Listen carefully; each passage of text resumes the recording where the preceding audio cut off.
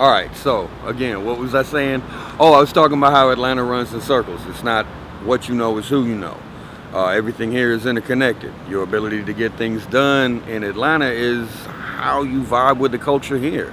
You know, who you know, what's going on where, what's popping, what's cracking. That's kind of how it works.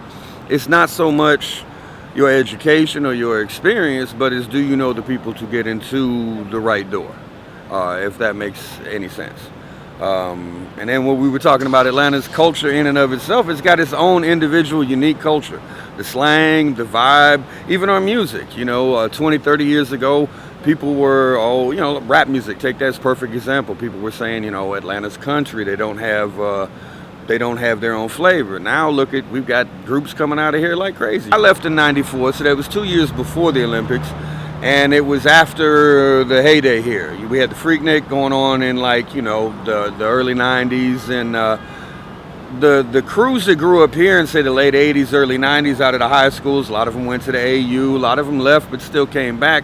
A lot of people who were from Atlanta still have their connection to Atlanta. And then you have an awful lot of people from other cities as far away as LA. I'm from Los Angeles, New York, Chicago, Detroit. A lot of people started migrating to Atlanta because there was a lot of opportunity here.